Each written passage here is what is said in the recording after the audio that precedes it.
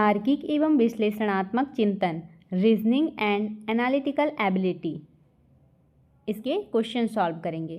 Question number 41 है, यदि teacher is equal to VGCEJGT लिखा जाता है तो स्टूडेंट कैसे लिखा जाएगा बोल रहे हैं।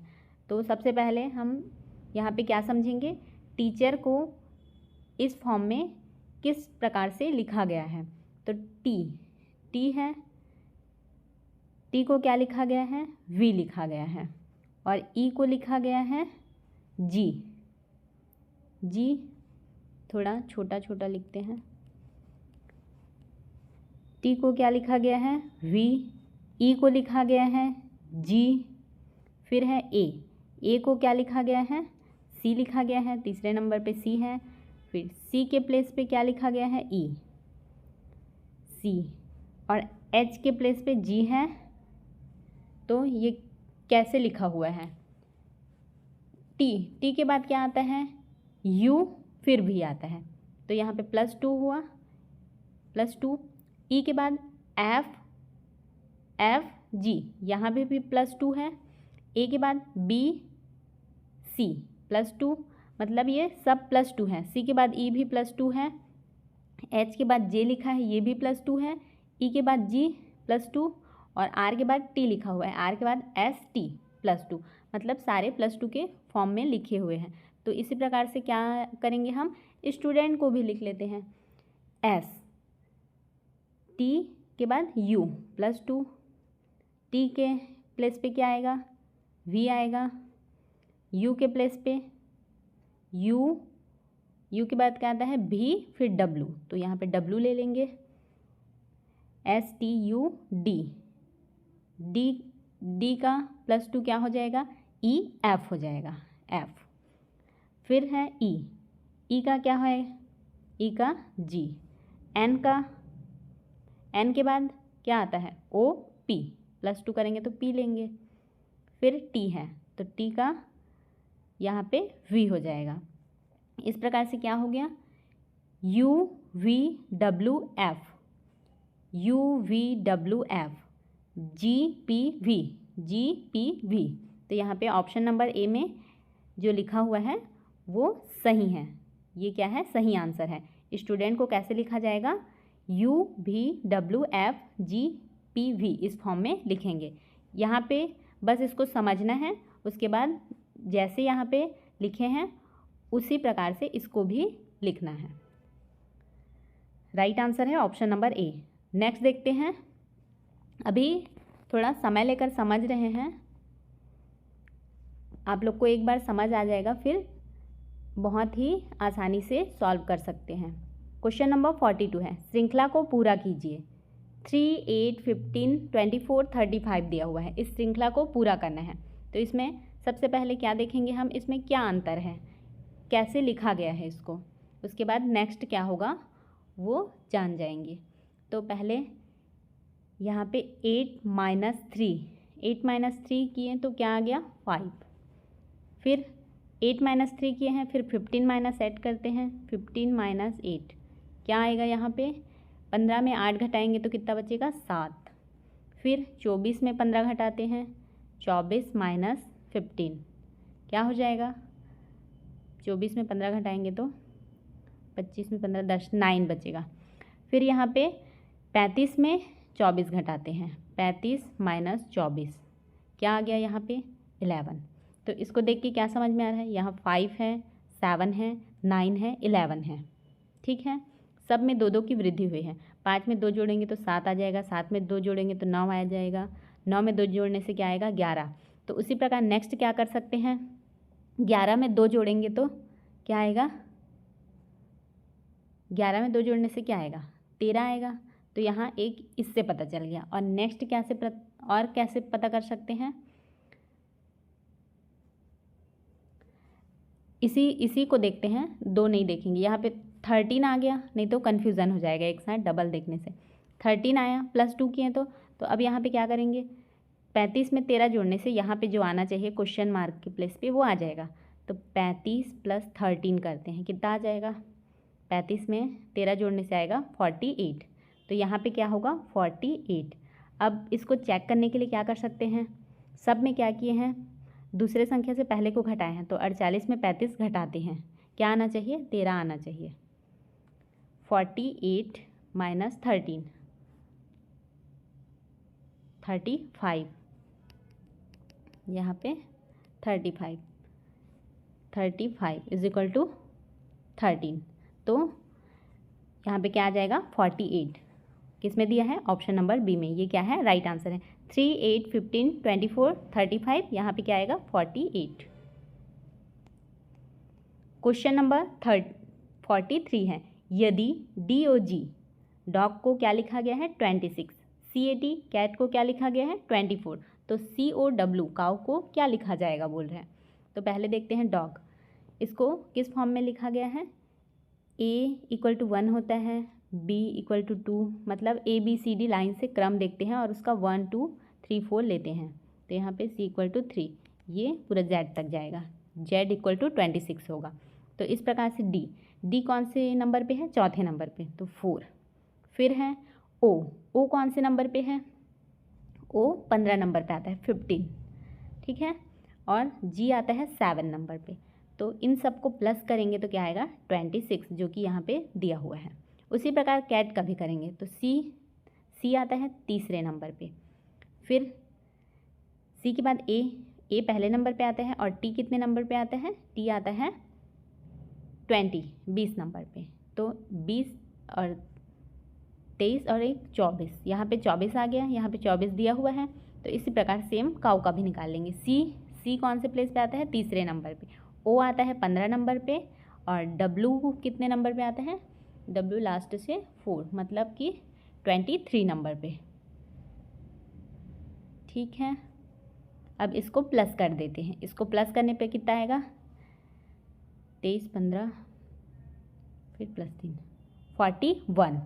41 आ गया। तो काऊ का क्या हो जाएगा 41, ऑप्शन नंबर ए में दिया हुआ है, ये क्या है राइट आंसर है। इस प्रकार से सॉल्व करना है इसको। क्वेश्चन नंबर 44 है, एक घड़ी में समय 3:30 बजे हैं, कितने बजे हैं 3:30, 3:30। घंटे और मिनट की सुई के बीच का कोण कितना होगा बोल रहा है। तो जब भी इस प्रकार का क्वेश्चन आएगा तो इसका एक फॉर्मूला है, उसमें रखेंगे तो इसका आंसर आ जाएगा। क्या है फॉर्मूला, फॉर्मूला है कोण निकालना है, यहाँ बीच का कोण बोला है, कोण इक्वल टू क्या है 30 गुणित क्या लिख सकते हैं, यहाँ घंटा लिख सकते हैं, घंटा और मिनट बोला है तो यही लिखते हैं घंटा, ठीक है।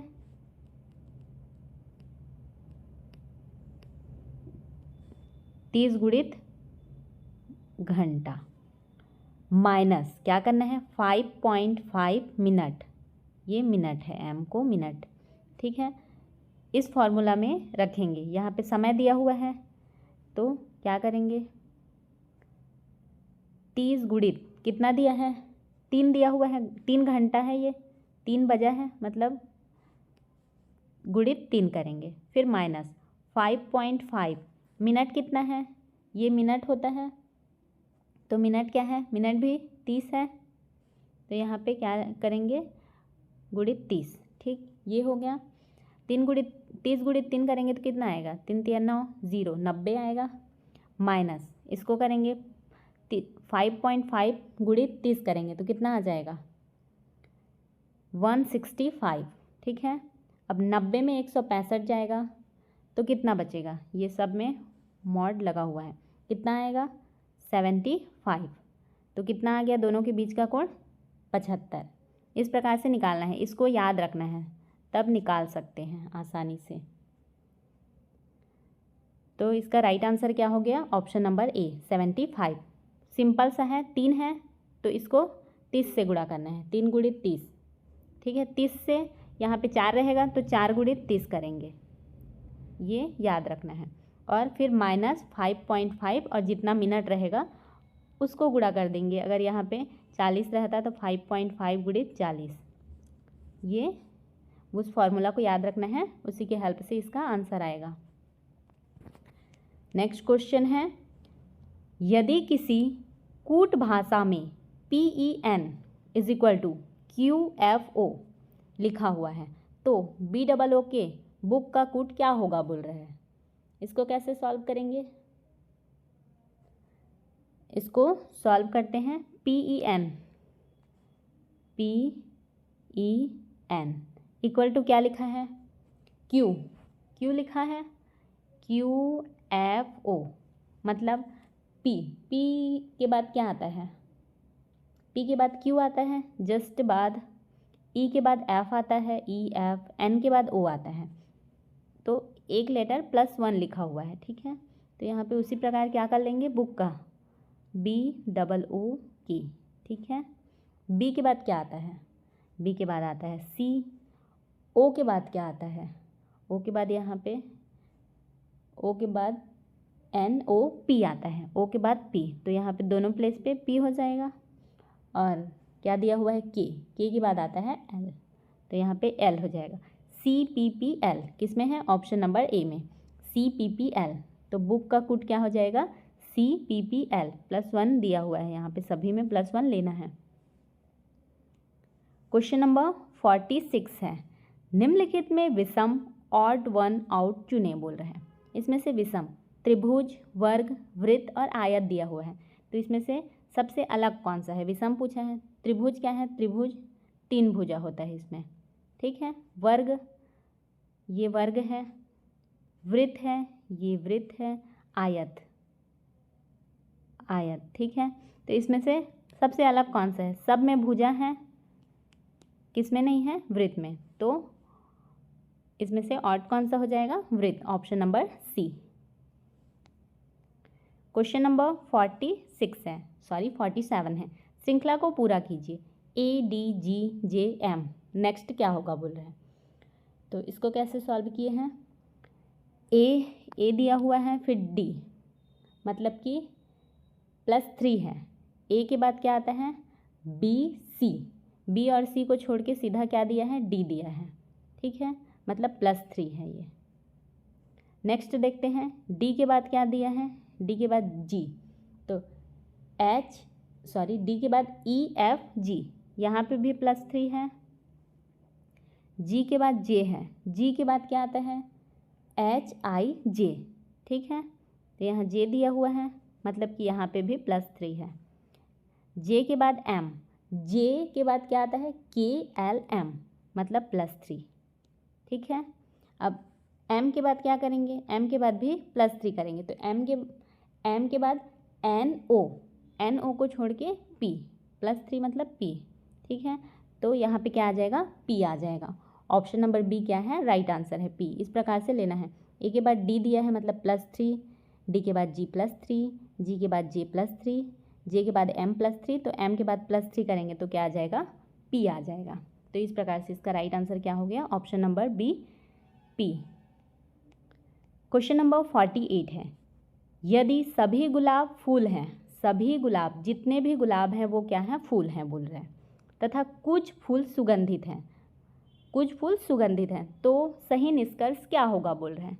सही निष्कर्ष क्या होगा, सभी गुलाब सुगंधित हैं, ये नहीं होगा क्योंकि यहाँ पे कुछ फूल सुगंधित हैं बोला है। कुछ गुलाब सुगंधित हो सकते हैं बोल रहे हैं, सही है, क्योंकि क्या बोला है, सभी गुलाब फूल हैं और कुछ फूल सुगंधित हैं, मतलब कि क्या हो सकता है, कुछ गुलाब सुगंधित हो सकता है। कोई भी गुलाब सुगंधित नहीं है, गलत है। सभी फूल गुलाब है बोला है, ये भी गलत है। सभी फूल गुलाब है बोला है, सभी गुलाब फूल हैं दिया हुआ है यहाँ पे, ना कि सभी फूल गुलाब हैं दिया हुआ है। तो इसमें से option number B right answer है, कुछ गुलाब सुगंधित हो सकते हैं। क्वेश्चन नंबर 49 है, एक व्यक्ति उत्तर की ओर 10 मीटर चलता है। एक व्यक्ति है वो उत्तर की ओर 10 मीटर चला है, ये उत्तर है, कितना मीटर चला है, 10 मीटर, ठीक है। फिर दाएं मुड़ेगा मतलब इधर, ठीक है, कितना चला है, फिर दाएं मुड़कर 10 मीटर चलता है, फिर यहाँ पे भी 10 मीटर चला है, फिर दाएं मुड़कर, अब फिर से दाएं मुड़ा मतलब इधर आने का वो, ठीक है, यहाँ पे भी 10 मीटर चलता है। अब वह प्रारंभिक स्थान से किस दिशा में है, वो गया इधर 10 मीटर, फिर यहाँ 10 मीटर गया, फिर रिटर्न आ गया, मतलब यहीं पे आ गया वो, इसी प्लेस पे, बट पहले यहाँ था और अभी कहाँ पे है, अभी वो उत्तर की ओर चला था, फिर दाएं मुड़कर वो किधर आ गया, इस दिशा में आ गया, फिर दाएं मुड़ा और यहाँ प्रारंभिक स्थान में, मतलब ये सेम प्लेस पे आ गया, बस यहाँ पे वो पूर्व दिशा में आ गया। ये यहाँ पे क्या हो जाएगा, पूर्व दिशा। तो यहाँ पे क्या पूछा है, किस दिशा में आ गया, तो इसका राइट आंसर क्या हो जाएगा, ऑप्शन नंबर सी, पूर्व।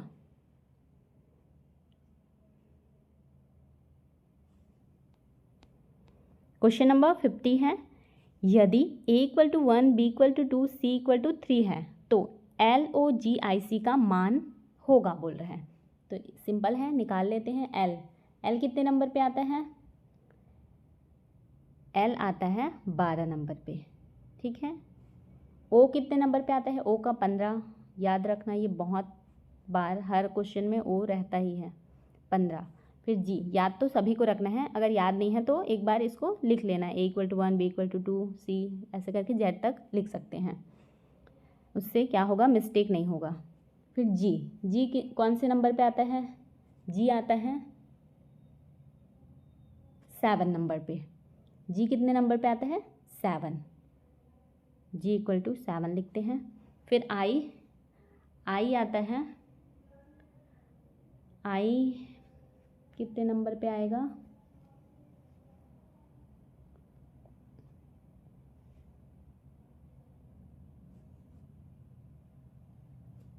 9 नंबर पे। फिर क्या है, C है, C कितने नंबर पे आएगा, 3 नंबर पे। तो 12, 15, 7, 9, 3, ये सबको क्या करेंगे, प्लस करेंगे। 12, 15, 7, 9, 3, याद रखना। 12, 15 को इधर लिख देते हैं, 12, 15, 7, 9 + 3 = कितना हो जाएगा, 46। 46 किस में है, ऑप्शन नंबर डी में दिया हुआ है, ये क्या है, राइट आंसर है। क्वेश्चन नंबर 51 है, कथन में बोला गया है सभी शिक्षक शिक्षित हैं, जितने भी शिक्षक हैं वो क्या हैं, शिक्षित हैं, एजुकेटेड हैं। कुछ शिक्षित लेखक हैं, मतलब कुछ जो शिक्षित हैं वो क्या है, लेखक हैं। तो इससे निष्कर्ष क्या निकलता है, कुछ शिक्षक लेखक हैं, सभी लेखक शिक्षक हैं। तो यहाँ पे कुछ शिक्षक लेखक हैं बोल रहे हैं, तो ये बट यहाँ पे क्या बोला गया है, कुछ शिक्षित बोला गया है, मतलब ये नहीं होगा सभी लेखक शिक्षक हैं, ये भी नहीं होगा सभी लेखक शिक्षक नहीं हैं, सिर्फ कुछ शिक्षित लोग लेखक हैं बोल रहे हैं, मतलब ये दोनों निष्कर्ष नहीं काम करेगा। केवल 1, केवल 2, 1, 2 कोई नहीं, तो इसका राइट आंसर क्या हो जाएगा, ऑप्शन नंबर डी, कोई भी नहीं। क्वेश्चन नंबर 52 है, 52 में क्या बोला गया है, यदि 15 मार्च 2026 रविवार है तो 15 अप्रैल 2026 कौन सा दिन होगा। इसको कैसे सॉल्व करते हैं, बहुत ही सिंपल है। सबसे पहले क्या देखेंगे, 15 मार्च 2026, ठीक है, 15 मार्च 2026 से 15 अप्रैल 2026 तक टोटल कितना दिन है, तो टोटल है 31 दिन, ठीक है, टोटल 31 दिन। क्योंकि मार्च क्या है, मार्च ये 15 मार्च से 15 अप्रैल मतलब एक मंथ होगा, लेकिन मार्च क्या है, 31 का महीना है, इसलिए 30 दिन ना होकर 31 डेज हो रहा है, ठीक है। 31 दिन हुआ 15 मार्च से 15 अप्रैल, सबसे पहले यही देखना होता है जो भी रहेगा क्वेश्चन में। फिर 31 को क्या करेंगे, 7 से भाग देंगे, क्यों देंगे, क्योंकि एक मंथ में मतलब क्या होता है, 7 दिन बराबर एक हफ्ता होता है, एक वीक होता है, तो इसको इससे डिवाइड कर देंगे, तो यहाँ पे क्या आ जाएगा, 31 को 7 से 4 आएगा और 3 बचेगा, तो एक बार करके बताती हूँ। 31, 7 चौक क्या होता है, 28 होता है, ये आ गया, 31 में 28 गया तो कितना बचेगा, 3, तो ये 4 सप्ताह हो गया, इसको सप्ताह लेते हैं, और जो 3 बचा रहता है, जो भी बचेगा इसमें, उसको क्या लेते हैं, दिन। मतलब कि 15 मार्च से 15 अप्रैल तक 4 सप्ताह और 3 दिन होगा, इससे ये पता चलता है। अब 4 सप्ताह 3 दिन हो गया, तो सप्ताह को नहीं लेना रहता है, कितना भी हो, प्लस 3 दिन आया है, 3 दिन, ये 3 दिन क्या होता है, इम्पॉर्टेंट होता है इसके आंसर के लिए। तो यहाँ पे 15 मार्च को क्या है, रविवार है, तो रविवार के बाद +3 कर देंगे, सोमवार, फिर मंगलवार, फिर बुध, 3 हो गया +3। तो यहाँ पे 15 अप्रैल 2026 को कौन सा दिन होगा, बुधवार होगा। अगर यहाँ पे 4 बचे रहता तो एक और आगे लेते हैं, जितना भी दिन बचेगा यहाँ पे जो दिया रहेगा उतना दिन उसको बढ़ा देना रहता है। रविवार है, +3 है, तो बुधवार हो जाएगा। ठीक है, इसका राइट आंसर क्या है, ऑप्शन नंबर बी, बुधवार। क्वेश्चन नंबर 53 है, श्रृंखला में अगली संख्या ज्ञात कीजिए। 2, 6, 12, 20, 30। नेक्स्ट क्या होगा बोल रहे हैं, तो नेक्स्ट क्या होगा, 2 दिया हुआ है, 2 के बाद 6 है, मतलब यहाँ पे ऐसे कर सकते हैं, 1 गुणित 2 किया है तो 2 आया है पहले प्लेस पे। फिर 6, तो यहाँ पे 6 कैसे आएगा, 6 कैसे आएगा, यहाँ पे 2 गुणित 3 करेंगे तो ठीक है। फिर यहाँ 3 गुणित 4 करने से 12 आ रहा है ना। फिर 4 गुणित 5 करेंगे तो 20 आ गया। फिर क्या कर सकते हैं, 5 गुणित 6 करेंगे तो कितना आ गया, 5 छक्का 30 आ गया। तो नेक्स्ट क्या करेंगे, यहाँ पे 1 2 3 4 5 6 लेंगे यहाँ पे, और यहाँ पे 2 3 4 5 6, तो यहाँ 7 लेंगे। 6 सत्ते क्या होता है, हाँ 6 सत्ते क्या होगा बताओ,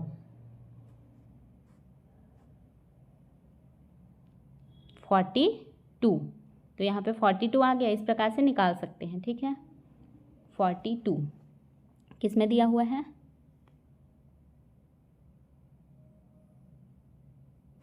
ऑप्शन नंबर सी में दिया हुआ है इसका राइट आंसर। इस प्रकार से निकालेंगे, और कई तरीके हैं निकालने के, आप अपने हिसाब से निकाल सकते हैं। पर क्वेश्चन नंबर 55 है, यदि रमेश RAMESH को क्या लिखा गया है, QZLDRG लिखा जाता है, तो यह किस प्रकार का कूट है पूछ रहा है।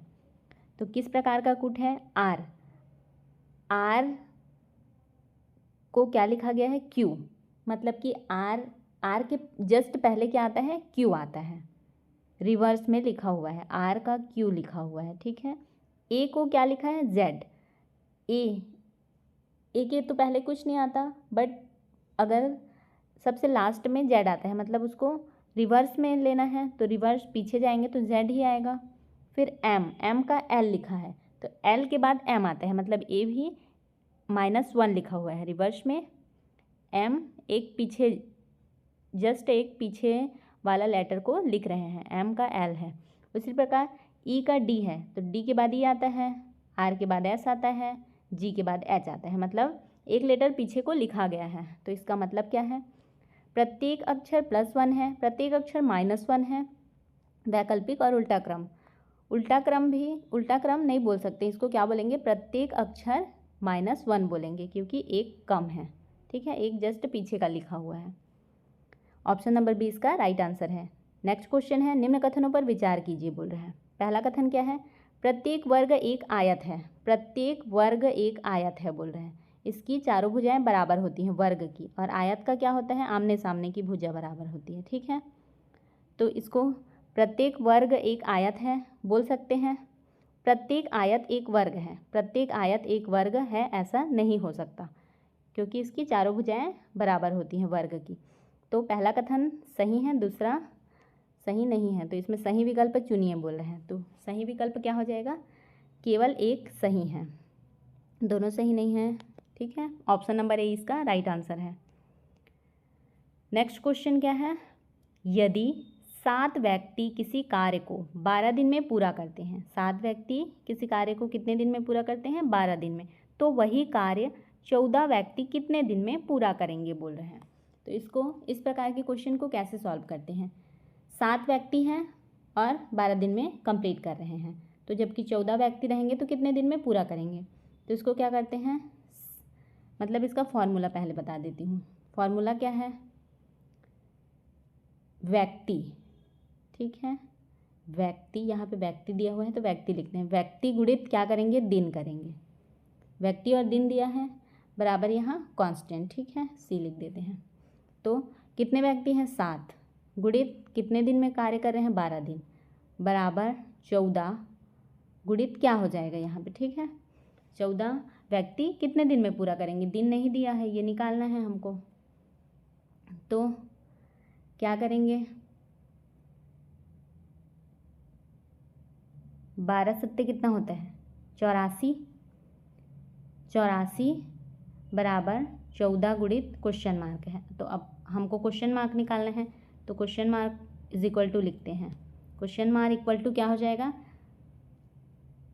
84, और ये इधर आएगा तो क्या हो जाएगा डिवाइड में हो जाएगा, 84 को 14 से भाग देंगे तो कितना बचेगा 6, ठीक है, तो ये आ गया 6 दिन। इस प्रकार से इस फॉर्मूला को याद रखना है। क्या करेंगे 7 गुणित 12 की है, एक बार फिर से बता देती हूँ, इज इक्वल टू 14 गुणित क्वेश्चन मार्क, ये क्वेश्चन है, बस क्वेश्चन जैसे है उसी को लिख देना है और इसको सॉल्व करेंगे, ये दोनों को गुणा करेंगे, फिर इसको इधर लाएंगे तो 84 इसको डिवाइड में आ जाएगा, ये बराबर 6 आ गया। तो आ गया आंसर आसानी से 6 दिन, ऑप्शन नंबर बी में दिया हुआ है। 14 व्यक्ति 6 दिन में उस काम को कंप्लीट कर लेंगे। क्वेश्चन नंबर 58 है, निम्नलिखित में से कौन सी संख्या श्रृंखला का पालन नहीं करती है, बोल रहे हैं 5, 10, 20, 35, 55 और 80 दिया हुआ है। तो ये कौन सी संख्या है जो श्रृंखला का पालन नहीं कर रही है। 5 दिया है, 5 गुणित 2 किए हैं तो 10 आ गया है, ठीक है, गुणित 2 किए हैं, फिर 10 गुणित 2 करने से 20 आया है, ठीक है, यहाँ पे भी 2 का गुणा हुआ है, तो 20 गुणित भी 2 करेंगे, 20 गुणित 2 करेंगे तो क्या आना चाहिए 40, बट यहाँ पे 40 नहीं आया है, मतलब 35 क्या किया है श्रृंखला का पालन नहीं किया है, और आगे ये भी नहीं किया है 55, मतलब इसका राइट आंसर क्या हो जाएगा ऑप्शन नंबर बी, 35 बी में दिया हुआ है, ये क्या है राइट आंसर है, 35 श्रृंखला का पालन नहीं कर रही है। क्वेश्चन नंबर 59 है, यदि कमल मोहन से लंबा है, कमल क्या है मोहन से लंबा है, मतलब मोहन छोटा हो गया और कमल लंबा हो गया, ठीक है। अब मोहन रवि से लंबा है, अब यहाँ पे एल लिख दी हूँ, ये कमल क्या है लंबा है, उसके नीचे लिखेंगे मोहन से लंबा है,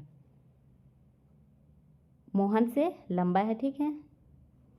अब मोहन रवि से लंबा है, मोहन किससे लंबा है रवि से, ठीक है, तो सही निष्कर्ष होगा, मतलब सबसे लंबा कौन है कमल है, ये बीच का है, और रवि सबसे छोटा है, ठीक है, ये याद रखना है, कमल सबसे लंबा है। अब देखते हैं निष्कर्ष, रवि सबसे लंबा है बोल रहे हैं, सही है, रवि सबसे लंबा है, सॉरी रवि क्या है सबसे छोटा है, कमल सबसे लंबा है, कमल सबसे लंबा है, ये बी नंबर सही है। मोहन सबसे छोटा है, नहीं ये तो बीच का है, इससे छोटा भी है रवि, ठीक है, निष्कर्ष नहीं निकाला जा सकता, गलत है, मतलब राइट आंसर क्या हो जाएगा ऑप्शन नंबर बी, कमल सबसे लंबा है, फिर मोहन है, फिर उसके बाद लास्ट में कौन है रवि।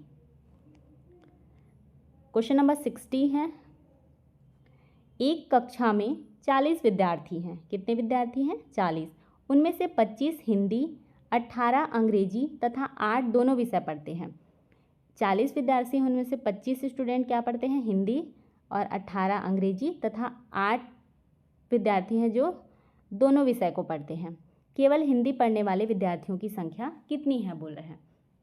तो केवल हिंदी पढ़ने वाले विद्यार्थी की संख्या कैसे निकालेंगे, केवल हिंदी, ठीक है, शॉर्ट में लिखते हैं। तो यहाँ पे हिंदी पढ़ने वाले कितने हैं, हिंदी पढ़ने वाले उनमें से 25, तो 25 हिंदी पढ़ने वाले हैं, ठीक है, माइनस क्या करेंगे दोनों विषय पढ़ने वाले, मतलब ये हिंदी और इंग्लिश दोनों पढ़ रहे हैं ना, इसलिए इसको हिंदी वाले में माइनस करेंगे। तो 25 माइनस 18 करने से कितना आ जाएगा 17, तो केवल हिंदी पढ़ने वाले कितने हो जाएंगे 17, ऑप्शन नंबर बी में दिया हुआ है, ये क्या है राइट आंसर है। नेक्स्ट क्वेश्चन है, शैक्षिक एवं सामान्य चेतना, एजुकेशनल एंड जनरल अवेयरनेस, इससे हम लोग आगे के क्वेश्चन देखेंगे इस टॉपिक से। क्वेश्चन नंबर 61 है, राष्ट्रीय शिक्षा नीति NEP 2020 का प्रमुख उद्देश्य क्या है, क्या है, केवल बोर्ड परीक्षा में सुधार करना, रटने पर आधारित शिक्षा को बढ़ावा देना, समग्र कौशल आधारित एवं बहुविषयक शिक्षा को बढ़ावा देना, केवल उच्च शिक्षा पर ध्यान देना।